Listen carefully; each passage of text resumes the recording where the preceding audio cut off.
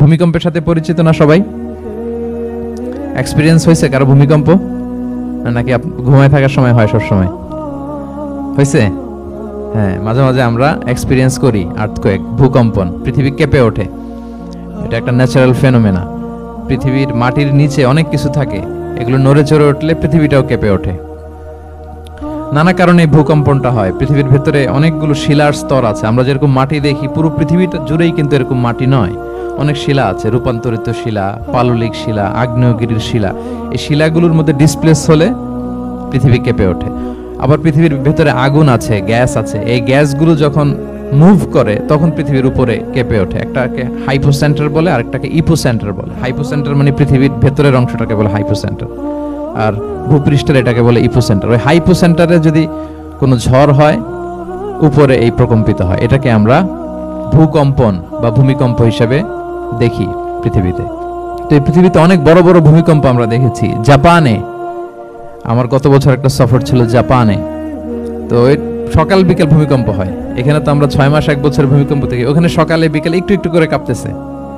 এর কারণ হচ্ছে ওইটা এমন একটা এলাকায় পড়েছে, প্যাসিফিক ফায়ার রিংস বলে, একটা প্লেটের উপর 7টা ট্যাকটনিক প্লেটের উপর আল্লাহ তাআলা পৃথিবীকে সেট করেছেন। ওই ট্যাকটনিক প্লেটগুলো যদি একটার সাথে একটা ঘর্ষণ হয়, অনেক এনার্জি রিডিউস করে, ওইখান থেকে পৃথিবীর উপরে এরকম ভাইব্রেশন শুরু হয়, এই প্রকম্পনটা শুরু হয়। তো জাপানের বিভিন্ন সময় আমরা বড় বড় ভূমিকম্পের কথা শুনেছি। ওদের কান্টো সিটি আছে একটা, অনেক বড় ভূমিকম্প হয়েছিল 1920 সালে, লাখখানেক লোক মারা গিয়েছে। আপনাদের সুনামির কথা মনে থাকবার কথা, সুনামির কথা মনে আছে? কত সালে? 2004 সালে। এই ভূমিকম্পে পুরো একটা মহাদেশ কেঁপে উঠেছিল, দ্য এন্টায়ার এশিয়া, পুরো এশিয়াটা কেঁপে উঠেছিল। এটাকে আন্ডারসি মেগাথ্রাস্ট আর্থকোয়েক বলে। এত ভয়ঙ্কর ভূমিকম্প হয়েছে যে পুরো, মাঝে মাঝে ভূমিকম্পে তো 1-2টা দেশ আক্রান্ত হয়, এটা পুরো একটা মহাদেশ কেঁপে উঠেছিল। ওই ভূমিকম্পের কারণে ইন্দোনেশিয়াতে প্রায় 2.5 লাখ লোক মারা গিয়েছে, 2.5 লক্ষ। বান্দা আছে সুমাত্রাতে।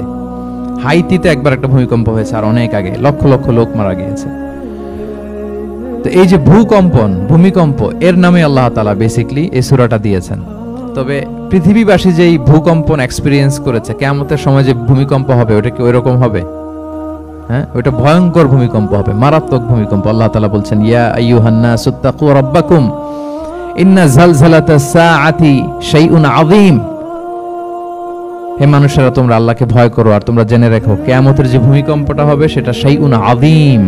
আযীম শব্দটা আল্লাহ যে কোনো জায়গায় ব্যবহার করেন না, যেটা খুব ভয়ঙ্কর হয়, মাত্রাতিরিক্ত, লিমিট ছাড়িয়ে যায়, ওটার ক্ষেত্রে আল্লাহ তাআলা আযীম বলেন। আল্লাহর হাবিব সাল্লাল্লাহু আলাইহি ওয়াসাল্লামের আচরণ, ওনার ক্যারেক্টারিস্টিক্স বলতে যে আল্লাহ শব্দ ব্যবহার করেছেন, ওয়া ইন্নাকা লাআলা খুলুকিন আযীম। নবী হে, আপনি সুমহান চরিত্রের উপর প্রতিষ্ঠিত, মানে এই চরিত্রের মধ্যে দাগ ফেলতে পারে এরকম কেউ নেই। সো আযীম শব্দটা কোরআনের যত জায়গায় ব্যবহার করেছেন। আল্লাহ নিজের ক্ষেত্রে বলেছেন সূরা আয়াতুল কুরসির শেষে, ওয়া হুয়াল আলিয়ুল আযীম, তিনি হচ্ছেন আলী এবং আযীম, সুমহান। তো কিয়ামতের এই ভূকম্পনের ক্ষেত্রে আল্লাহ তাআলা এই আযীম শব্দটা ব্যবহার করেছেন। ইন্না জালজালাতাস সাআতি শাইউন আযীম, এটা মারাত্মক হবে সেদিনকার ভূমিকম্প, সাধারণ ভূমিকম্প নয়। ইযা রুজ্জাতিল আরদু রাজ্জা ওয়া বুসাতিল জিবালু বাসসা, পুরো পৃথিবীটা একসাথে কেঁপে উঠবে, পাহাড়গুলো ভেঙে চুরে তছনছ হয়ে যাবে।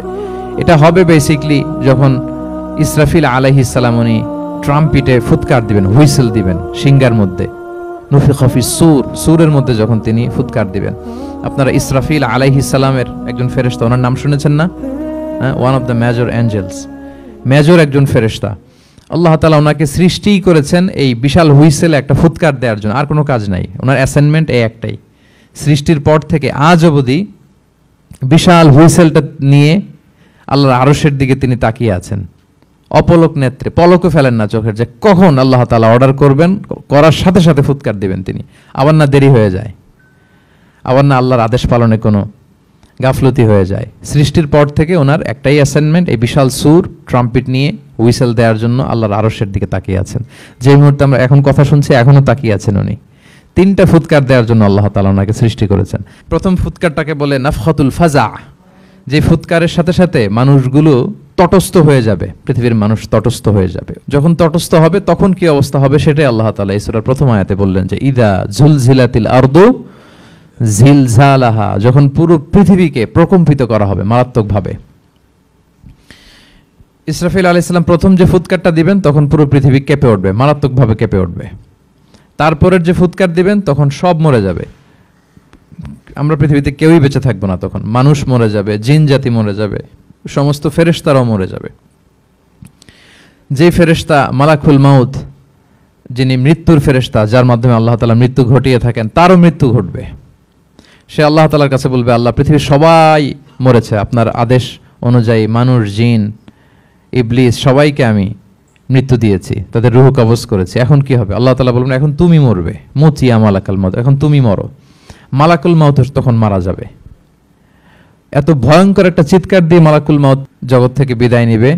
আল্লাহর হাবিব সাল্লাল্লাহু আলাইহি ওয়াসাল্লাম বলেন, ওই ভয়ঙ্কর চিৎকার যদি পৃথিবীবাসী শুনতে পেত তাহলে আলাদা করে ইসরাফিলের সিঙ্গার ফুৎকার দেওয়ার প্রয়োজন হতো না, প্রতিটা মানুষ তাদের কানের পর্দা ফেটে মুহূর্তেই লাশ হয়ে পড়ে যেত। মালাকুল মাউত মরে যাবে, তখন মহাবিশ্বে আর কেউ থাকবে না একটা সত্তা ছাড়া। তিনি কে? আল্লাহ সুবহানাহু ওয়া তাআলা। সূরা আর রহমানে আল্লাহ তাআলা চমৎকার ভাবে বলেছেন, কুল্লু মান আলাইহা ফান ওয়া ইয়াবকা ওয়াজহু রাব্বিকা যুল জালালি ওয়াল ইকরাম। পৃথিবীতে যা আছে সব নিঃশেষ হয়ে যাবে একমাত্র তিনি ছাড়া। তিনি হচ্ছেন অব্যয়, অক্ষয়, অবিনশ্বর, চিরঞ্জীব, শাশ্বত। এরপর কেউ যখন থাকবে না, আল্লাহ তাআলা ইসরাফিল আলাইহিস সালামকে আবার জীবিত করবেন। তখন তিনি সর্বশেষ হুইসেলটা দিবেন, আবার জীবিত হয়ে তিনি লাস্ট 3 নম্বর হুইসেলটা দিবেন।